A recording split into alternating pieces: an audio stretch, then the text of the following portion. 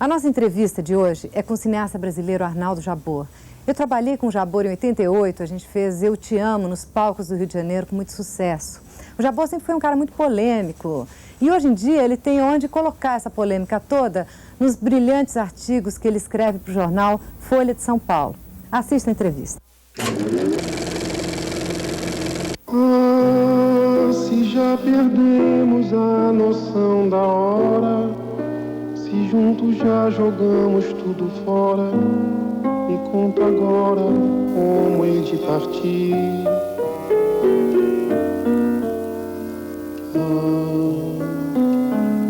Se ao te conhecer dei pra sonhar, fiz tantos desvarios, rompi com o mundo, queimei meus navios, me diz pra onde é que ainda...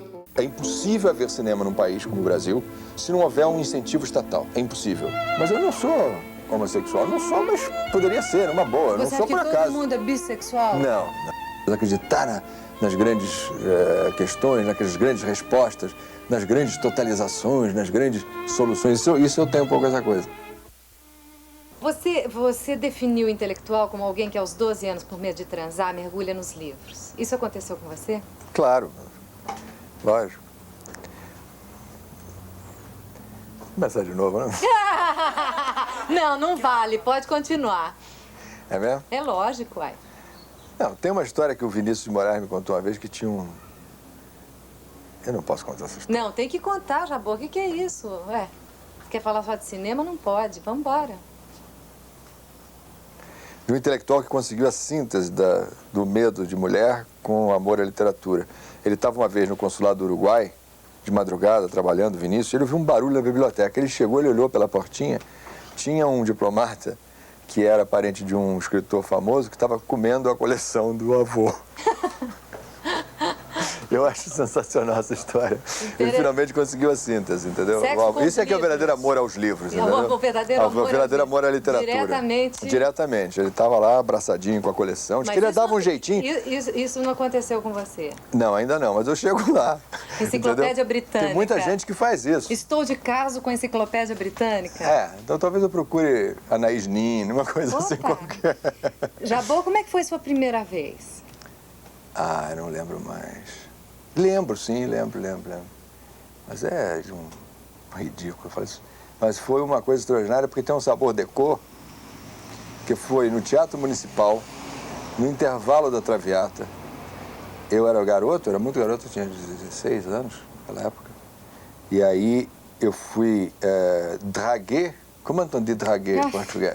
Apanhado por uma aeromoça da Paner. Quer dizer, nas asas da Paner. A aeromoça me viu no intervalo da Traviata, nós estávamos ali no saguão do Municipal, não tinha dinheiro nem para pagar o táxi, e ela me cooptou, entendeu? Me cooptou, uma aeromoça da Paner. Eu acho isso de uma poesia extraordinária, uma coisa doce, feliniano. Né? Uma aeromoça da Paner, quer dizer, então é um negócio bonito mesmo. Simbólico até, né? Muito bonito. Parece mentira. Em pé, assim? Não, ela me levou para casa dela, mas era uma coisa assim, a aeromoça da Paner. Isso é uma personagem genial. No intervalo da Traviata. Exatamente. É muita informação, né? A aeromoça da Paner é uma grande personagem. Quer dizer, não foi nada traumático. Não, traumático não. Os traumas vieram depois. Não, foi é extraordinário, porque é uma grande surpresa, né? Porque você não imagina que isso possa acontecer nunca. A primeira vez é uma coisa que parece que todo mundo sabe, né? Parece que todo mundo sabe. Uma coisa Jabor, mas o medo de amar é uma coisa temática na sua obra. O que te assusta no amor? No amor? Meu Deus, você faz umas perguntas... Tô aqui pra isso, eu sou paga pra isso, Jabor. O amor não me assusta, quer dizer, o que assusta no amor é a desproteção que você fica, né? O que assusta o homem, principalmente, a mulher ela se assusta menos com isso, eu acho.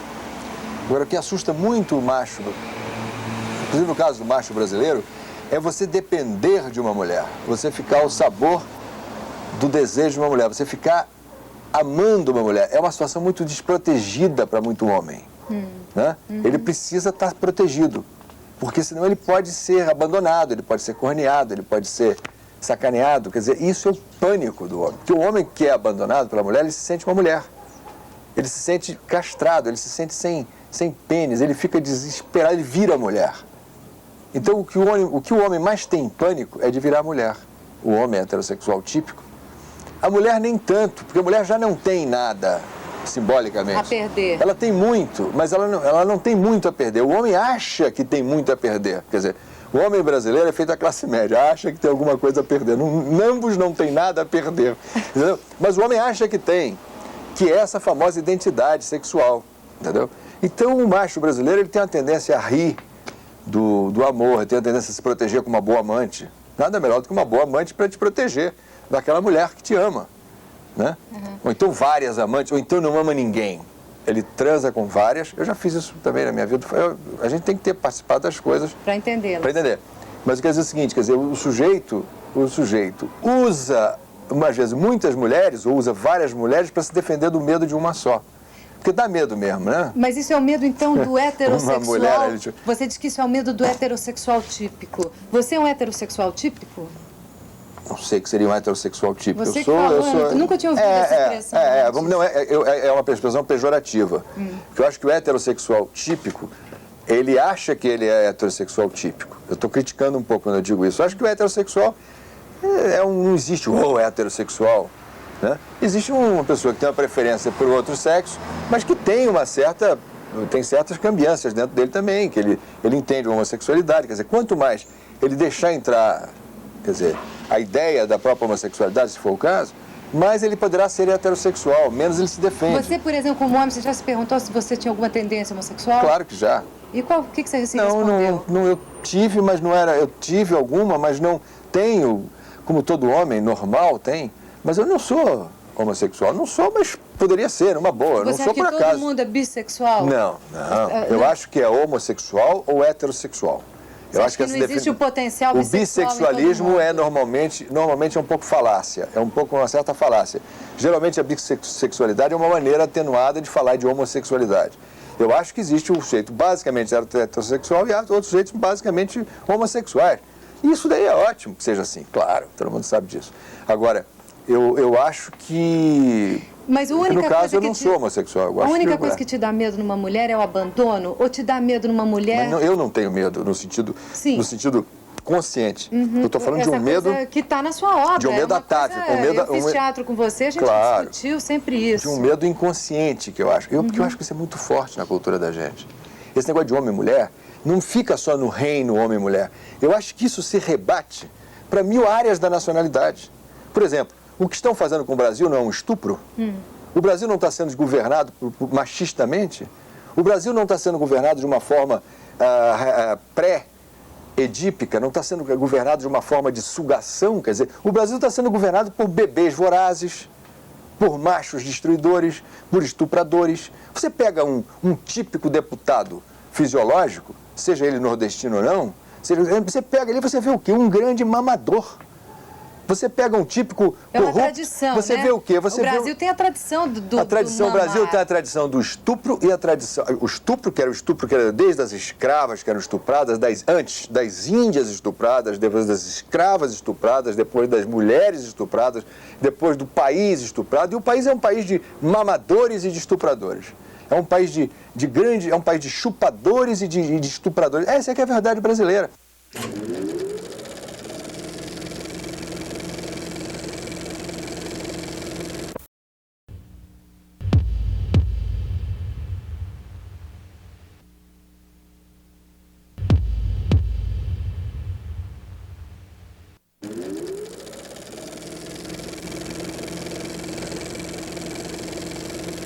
Arnaldo Jabbour. Arnaldo Jabbour, qual é a tua profissão? O que você escreve em ficha de hotel?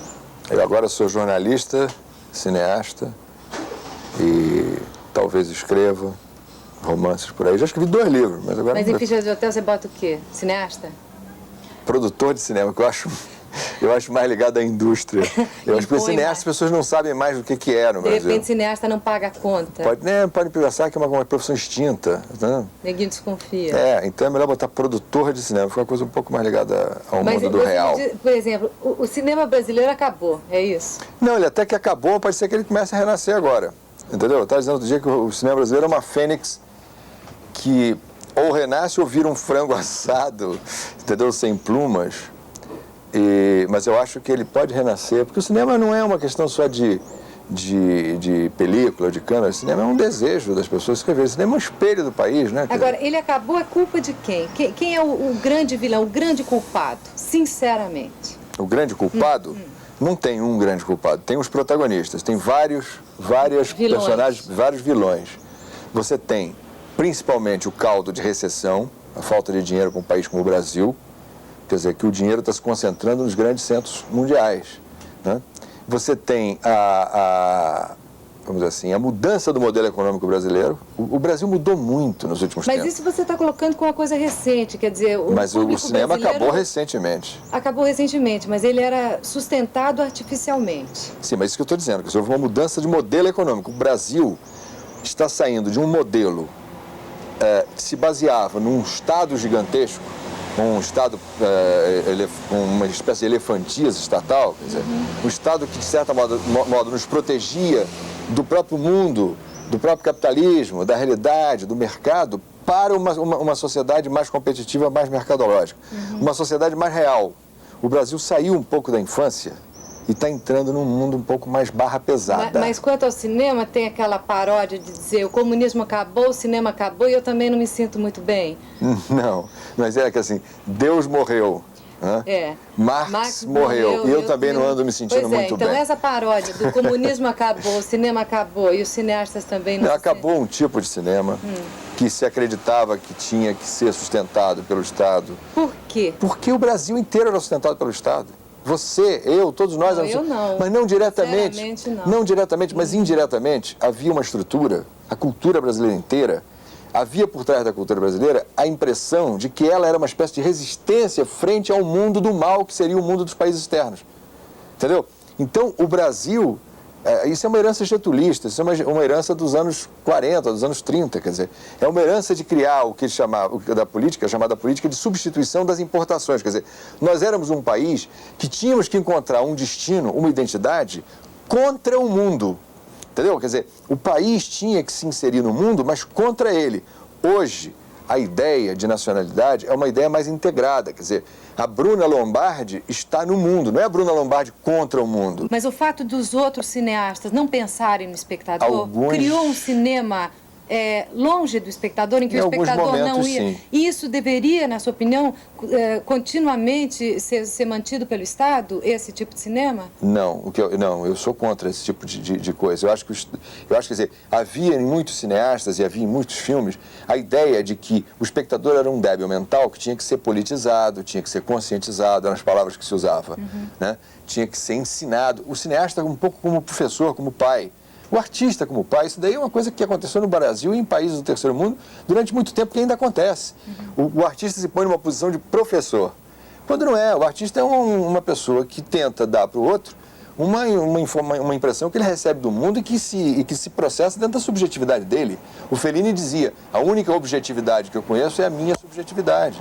Agora, mundial. Tem aquela famosa questão de... Quantos cineastas mamaram nas tetas da Embrafilme? Isso é uma bobagem. Mentira, por quê? Isso é uma bobagem, porque o cinema, como é uma coisa muito visada, muito glamourosa, os cineastas, né? O cinema, como estava realmente uma decadência nos últimos anos, por via dessa precariedade de meios, isso vai provocando decadência nos cineastas, nos filmes, os filmes vão ficando ruins, etc. O cinema virou uma espécie de bode expiatório da nacionalidade, quer dizer, então quando esse idiota desse Pojuca Ponte tomou o poder por via de clientelismos que ele tinha lá, por influências da mulher dele, que conhecia a família Collor, etc. Se ele foi nomeado secretário de Cultura, a primeira coisa que ele fez foi exercer o rancor dele e exterminar as poucas estruturas que nós tínhamos ainda. Você então ficava a favor da Embrafilme? Não, eu sou a favor. A Embrafilme era um mecanismo arcaico, mas era o único que ainda poderia ser transformado, usado. A atitude em relação ao cinema foi rancorosa e foi de varrer uma coisa que existia. Quer dizer, a mesma coisa que você mandar matar uma pessoa que está com pneumonia. Você trata dessa pessoa. Agora, se você ou dá açúcar para uma pessoa diabética, quer dizer, foi o que se fez com o cinema, quer dizer, se exterminou em nome da limpeza. Quando, na realidade, o cinema brasileiro, eu disse ontem num artigo da Folha, ele movimentava por ano 10 milhões de dólares. Toda a produção nacional, 10 milhões de dólares, é o salário do Jack Nicholson, quando fez o Batman. Entendeu? Bom, mas isso é proporcional. Se você não tem esse público para 10 milhões de dólares, então você está jogando fora esse dinheiro. Não está. A parte desse dinheiro vinha da própria atividade de cinema. O problema da Embrafilme é que ela ficou arcaica como mecanismo. Você acha, então, que nenhum mau filme foi feito? Ninguém... Foram muitos filmes ruins, mas não é por culpa da Embrafilme, é por culpa dos cineastas eram ruins. Eu fiz 2 filmes com dinheiro da Embrafilme, eu não devo um tostão da Embrafilme, pelo contrário, eu dei muito dinheiro à Embrafilme. Mas então como solucionar? Meus filmes se pagavam e davam lucro. Você é um bom cineasta que fez bons filmes e filmes que projetaram. A solução eu vou te dizer. Se você quiser, eu digo agora. Por favor. A solução é a seguinte, é impossível haver cinema num país como o Brasil se não houver um incentivo estatal. É impossível. Mas o Estado tem que estimular a iniciativa privada a produzir e a estimular a coprodução internacional, que é a lei que nós conseguimos fazer agora que passou no Congresso. É lucro. Eu lembro de uma musiquinha do Tom Jobim que você citou no artigo seu, que dizia, eu fui falar com um banqueiro, como é que era? Eu fui falar com eu quis fazer... Outro dia fui ao banco conversar com um banqueiro. Ele só falava em Stravinsky, eu só pensava no dinheiro. Isso aconteceu? Você, que é um artista, os artistas se transformaram em homens em contadores de dinheiro? Claro. São os guerrilheiros com a promissória na mão. Não, o cinema vai voltar a interessar. Agora, vai interessar. Existe a possibilidade ainda de fazer um filme brasileiro? Claro, eu fiz filmes brasileiros. Não, você fez. Eu pergunto futuro. Lógico, vamos começar a fazer de novo agora. Você vai fazer, mas com que atores? Todo mundo, com atores brasileiros, com atores estrangeiros. Não, você vai fazer com protagonistas. Seja sincero, estamos diante de um grande público. Não, meu amor, você pode fazer filmes com atores brasileiros e com atores internacionais. Agora... Existe a possibilidade de fazer existe uma injunção atual de mercado em que você tem que fazer filmes, de alguma maneira, para você ter um filme exibido, que tenha uma legibilidade internacional. Então, portanto, isso é complexo. Um filme falado em inglês. Not necessarily. Not necessarily. Not necessarily. Você pode fazer filme falado em português. Minha mãe está assistindo o programa, ela vai te cobrar essa verdade. It doesn't have to be in English. Você vai fazer um filme falado em português? Não, eu por acaso... eu vou fazer por acaso um filme que é meio falado em inglês e meio falado em português, porque se trata da vida de uma professora de inglês no Brasil, ensinando inglês para um grupo de brasileiros que querem fugir do Brasil. Quer dizer, não dá mais para fazer um filme sem ter uma professora de inglês, ou seja, sem ter alguém falando inglês. Dá. Você não vai fazer a vida do Lampião, o Lampião falando inglês. Existe a possibilidade de fazer um filme Lógico. Mas aí ele tem que ser profundamente brasileiro. Aquela história, queres ser universal, fale sobre a sua aldeia. Entendeu? Você acredita que Acredito, mas aí você tem que ser possível? Claro, o Pichote é um filme que, se fosse feito hoje, teria feito tanto sucesso no mundo quanto fez. Quer dizer, agora, você não pode ficar... o que eu acho que não pode fazer é filmes travesti. Que é o seguinte, você faz um travestimento, você finge que é americano, você finge que é estrangeiro, faz um filme no Brasil falado em inglês. Esse filme pode até dar certo, mas esse tipo de filme é um filme travestimento. Esse filme, por exemplo, é o filme do Valtinho, A Grande Arte? Não estou me referindo ao filme do Valtinho. Não, mas é um filme com essas características. Não. É um filme que se passa no Brasil, tem personagens brasileiros. Não é o caso do filme do Valtinho. Eu estou dizendo o seguinte, você não pode Você querer... Você gostou do filme do Valtinho? Gosto muito. Acho muito bom. Produção incrível. Eu gosto muito do filme. Agora, o Babenco, por exemplo, só faz filme em inglês. Mas o Babenco é um cineasta internacional, é diferente. Ele é um cineasta que trabalha com base na indústria americana. É um cineasta americano, brasileiro, mas que fez os últimos 2 filmes, já é do status de um cara que trabalha na comunidade internacional do cinema. Né? Agora, quer dizer, o que eu acho é o seguinte, não dá mais para fazer filme sem pensar... Você não dá para fazer um filme xenófobo, quer dizer, contra a compreensão internacional. Você tem que buscar de alguma forma. Aí que entra a sutileza. Agora, por que a televisão não entra em coprodução, como acontece na Europa? Porque a televisão brasileira é muito reacionária. A televisão brasileira ela tem um passado de rádio. A televisão brasileira é filha do rádio. Entendeu? Ela não é filha do cinema como é na Europa. Não há tradição cinematográfica na televisão brasileira. Da parte da televisão, a televisão foi feita por radialistas. Entendeu? Eu acho todos maravilhosos. Não estou dizendo assim, mas a mentalidade é de que é um teatro, de que é um rádio com imagens. E tem ódio ao cinema. Agora, no nosso querido... Essa lei do cinema agora, quando nós quisemos passar a lei que tinha um item que contrariava um pouquinho o interesse do Dr. Roberto Marinho, ele mandou um lobby monumental para arrebentar com esse item e conseguiu. Ninguém consegue furar o bloqueio da ABERT, Associação Brasileira de Rádio e Televisão. Não consegue, os caras têm um lobby monumental. Bom, você agora está dirigindo comerciais, né? Antes você... Também faço. Está ganhando dinheiro com isso? Não, faço também, quando preciso, faço. Estou trabalhando... Você tinha preconceito com isso? Eu já fiz muito filme comercial. Eu adoro fazer filme de publicidade. Porque, primeiro que treina, estimula. Eu acho legal. Há filmes de publicidade muito bons. Existem grandes cineastas de publicidade no Brasil. Mas você pega um cara como o Doide, é um tremendo diretor de cinema. Ele é Agora, a Flávia Moraes é excelente. Quer dizer, o Murilo Salles, o Valtinho faz filmes ótimos.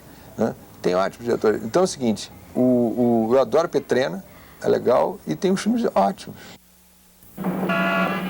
Mulher no trânsito é uma catástrofe.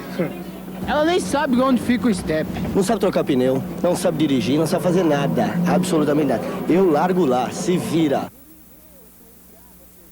Mulher é bom no banco de trás, assim. Quando dá aquelas mini saias bem curtinhas, fica legal pra caramba. Mulher usa só o espelho do carro pra retocar a maquiagem. O que mais atrapalha no trânsito é mulher, Chevette e Cossel 2.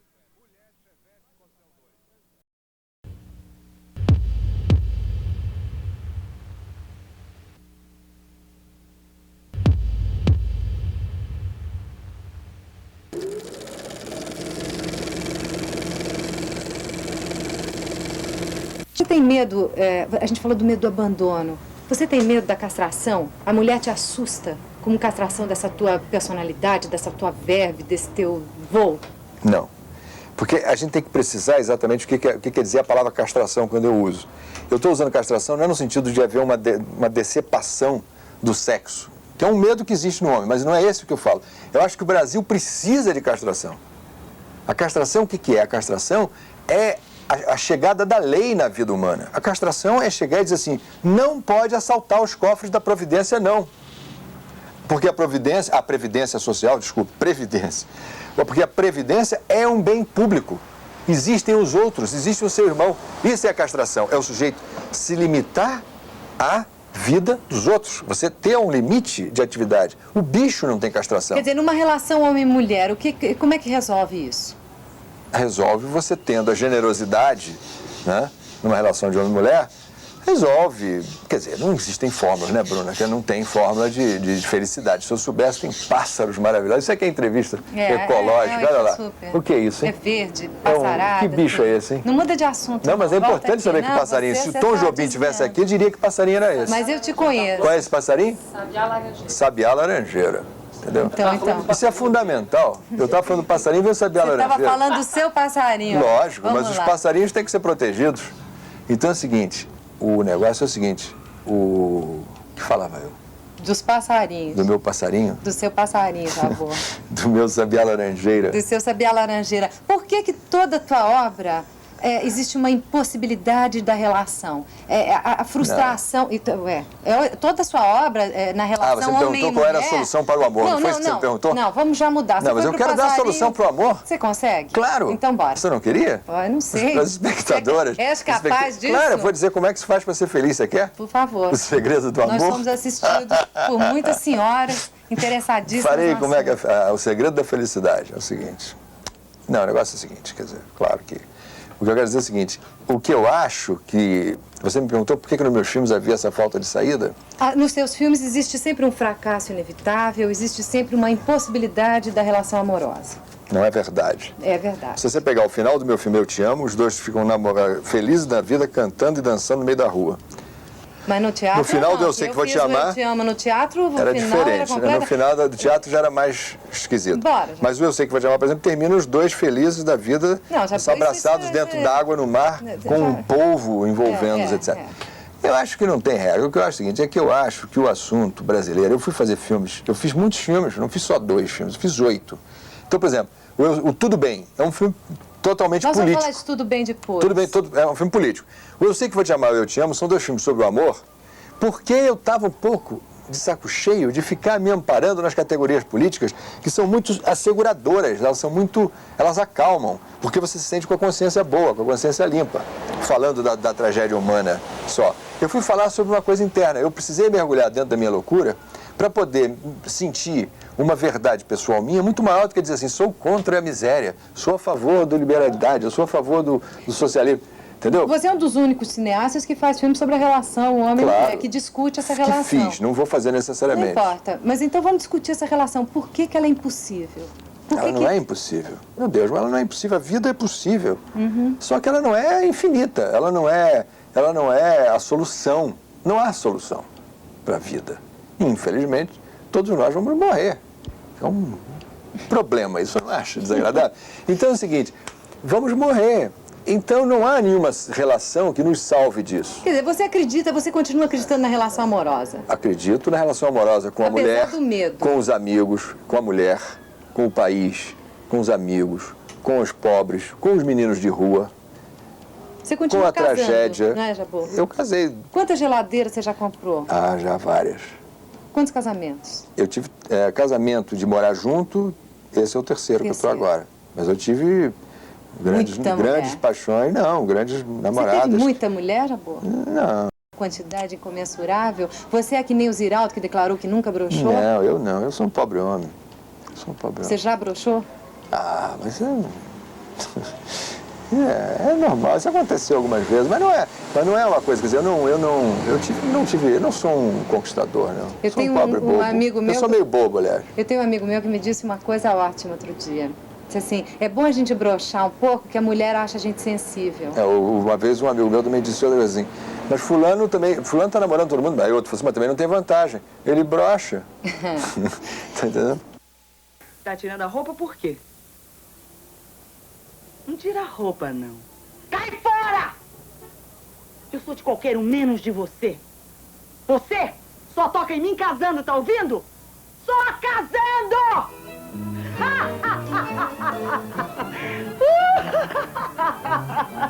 Você só toca em mim casando, sacou? Querendo? Pode virar aqui a hora que você quiser, filhinho. Mas se vai se virar com as outras, tá sabendo? Só casando!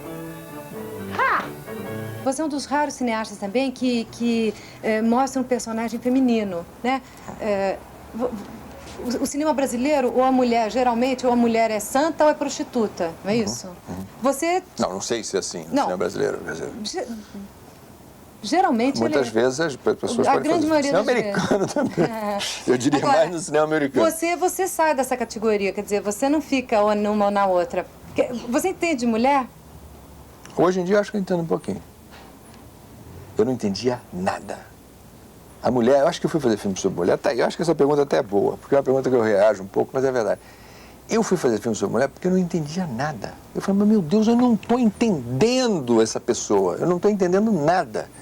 Então eu fiz análise, fiquei muito maluco, e agora eu acho que eu entendo um pouco. Não é que eu entendo de mulher, mas eu acho que não... O que você descobriu? Eu esperava demais de mulher. Entre não entender eu esperava, nada... eu acho que é isso. Que eu acho que, quer dizer, o macho, tal macho que eu falei, o heterossexual, ele tem ao mesmo tempo pânico da mulher, então ele bota 5 amantes para não amar nenhuma, e transa com as 5 e manter uma distância de todas, ou ele idealiza demais a mulher. Então ele espera da mulher um troço, quase que uma coisa mitológica, que a mãe teria dado, Nossa Senhora, Deus, e não pinta. Então ele entra em rancor. É quase uma coisa romântica? Não, é mais que isso, é uma coisa meio metafísica, uma coisa meio psicótica. O cara quer que aquela mulher preencha ele de uma forma, quer dizer, ele tem um nível de idealização que nenhuma mulher consegue. Então ele entra em rancor. Ou ele critica, ou ele ataca, ele mata a mulher, ele odeia. Quer dizer, é muito fácil um homem idealizar uma mulher e ficar próximo do ódio. Entendeu? Porque a mulher é um ser muito cambiante. A mulher ela tem uma finalidade, uma origem biológica, ela tem uma finalidade biológica de seduzir, de provocar a perpetuação da espécie. Então ela é um pouco, como toda sedução, ela é muito multicolorida, né? A beleza da mulher justamente é essa variedade, né? O que é isso? É que dá angústia no homem. O homem quer prender aquilo numa coisa só. E por onde começa essa coisa que te seduz numa mulher? O Rodin que começava a apreciar as mulheres por trás. Eu acho que é aquele negócio, aquela coisa, quer dizer, o que eu mais... Qual é a pergunta? Eu não entendi a pergunta. Por onde uma mulher te atrai? Por onde? Você começa assim... Pernas maravilhosas, é claro. Pelas pernas? Lógico, pelas pernas. Aquele negócio de papo-cabeça? Não, papo-cabeça é fundamental, mas não é por aí. Não é por aí. Começa por uma boa perna. Pelas pernas, pelo corpo. E como que você seduz uma mulher? Assim, como que você usa o teu poder de sedução? Eu não seduzo ninguém. Jabor, você é um grande sedutor. Não seduzo ninguém. O outro aí tá me olhando. Entendeu? Eu não seduzo ninguém, quer dizer, eu não seduzo ninguém. Como é que você conquista uma mulher? Uma vez você Você não quer responder? Não, eu não sei como é que eu conquisto a mulher. Quando eu vi, já tinha acontecido.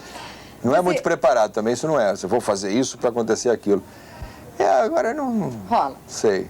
Você disse que toda mulher no Brasil devia ser louca e prostituta. Isso é uma frase do meu filme. E aí? Isso é uma frase do Eu Sei Que Vou Te Amar, que eu gosto muito.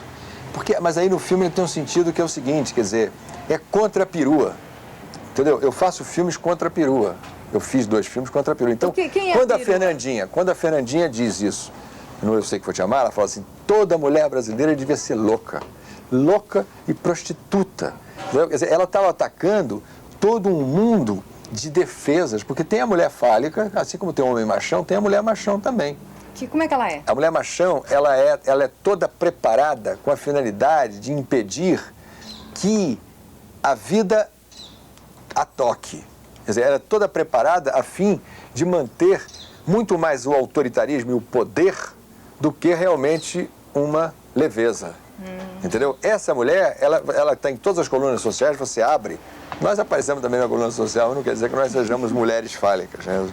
Então é o seguinte, mas você abre, você vê, elas todas têm o mesmo sorriso, elas têm o mesmo cabelo, elas têm a mesma bolsa Chanel, elas têm o mesmo sorriso defensivo em que elas ao mesmo tempo ostentam uma simpatia. O sorriso da perua é isso, ela ostenta uma simpatia, mas ela mantém uma distância. Você pega as colunáveis sorrindo nas fotografias nos Osmond, na Joyce, etc. Então tem aquela... É uma coisa herdada, talvez, da corte. Uma coisa dissimulada. É uma coisa dissimulada, não. É um sorriso de quem está do outro lado do vidro. Está do outro lado do aquário. Né? E elas vivem Elas são todas protegidas. A perua é o seguinte, uma vez uma amiga minha definiu a perua assim, a perua é a mulher que você dá uma calça jeans desbotada para ela usa, mas ela bota uma camisa de seda e um brinquinho de ouro. Ela não segura.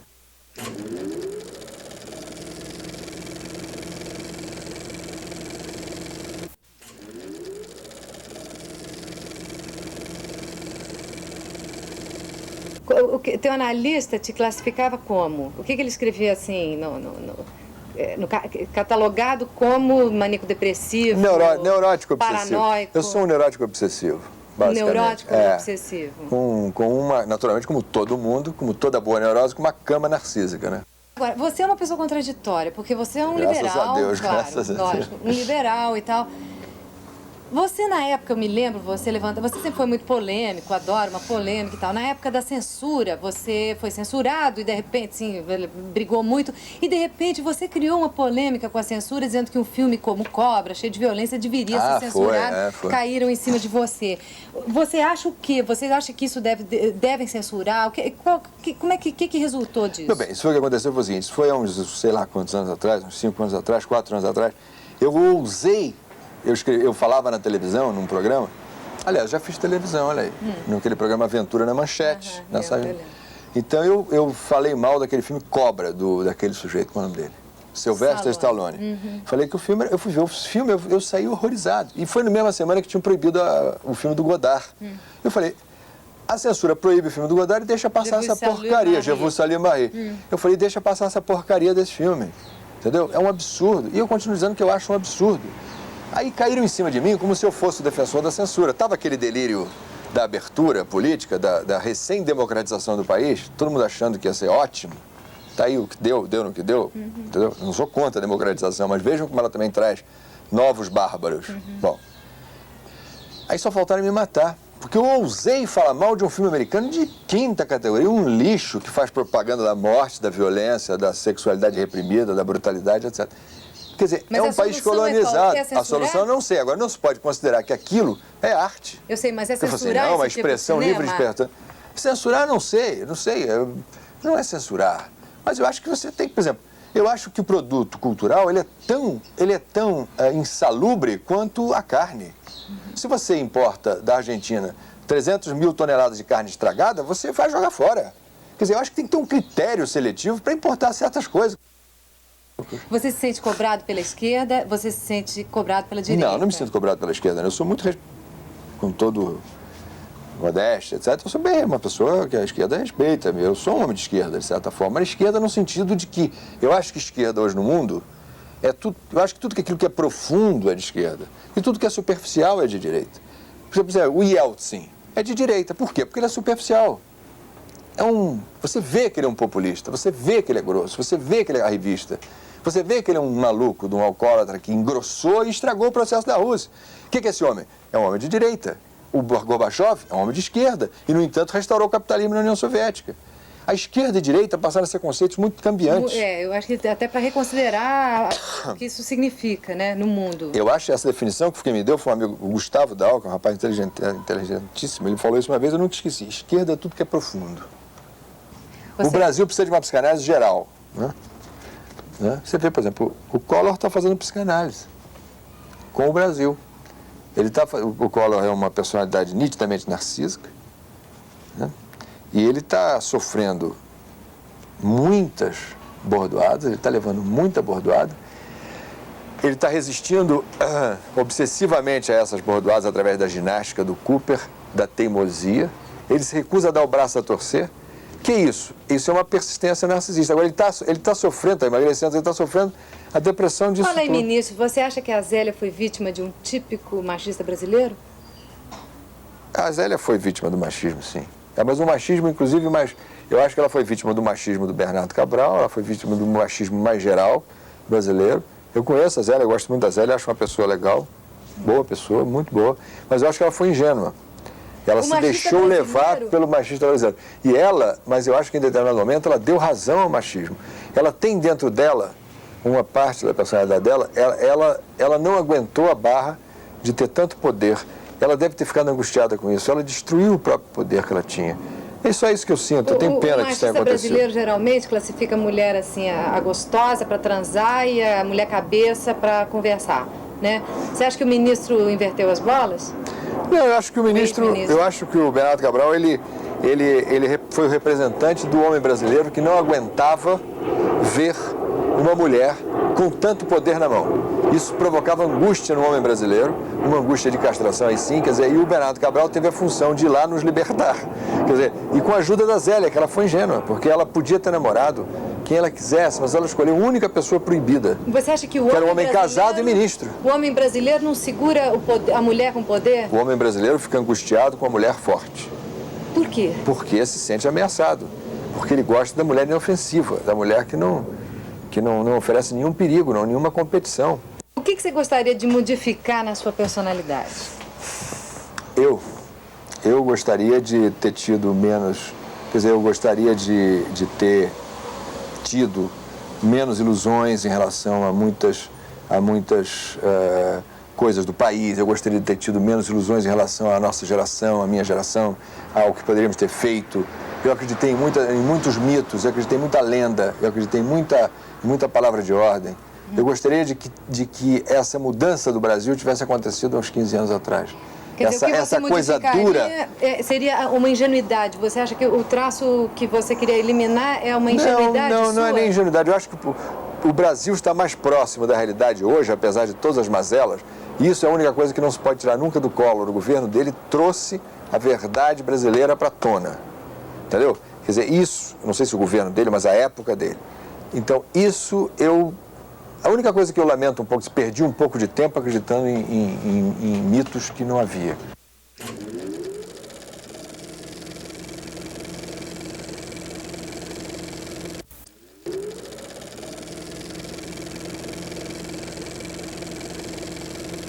Nós já falamos muito de amor, já. Não um para o outro, mas eu trabalhei com você no Eu Te Amo, e a gente discutia isso amplamente, né? E uma das tuas frases é assim, não existe sexo sem perversão. Eu falei isso? Você falou isso. Eu não sabia que eu tinha falado. Não, mas eu acho que existe sexo sem perversão, sim. Eu acho que existe... Você perguntou, você falou se não existe amor sem perversão, é isso? Não, você me dizia assim, não existe sexo sem perversão. A gente está falando do personagem, está falando do trabalho. Tá, então vou explicar o que eu quis dizer. Eu quero dizer o seguinte, que o amor levado a um nível idealizado demais, ele tem a tendência a equalizar tudo, como se tudo virasse uma grande poça lírica, um pocinho, um Ben-TV, voando aí, ó, viu? Então é o seguinte... Vira uma grande poça lírica onde a diferença não se estabelece. Agora, você só tem desejo pelo diferente, né? mesmo que seja igual. Você idealiza que é diferente, você imagina.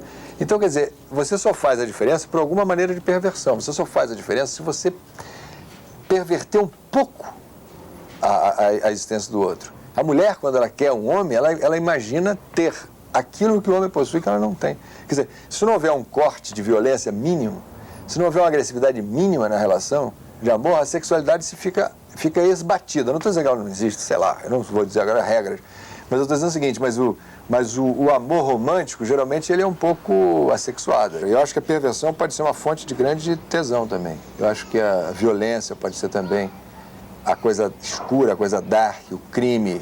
Não estou falando de crime, não estou falando de brutalidade, estou falando o pecado, né?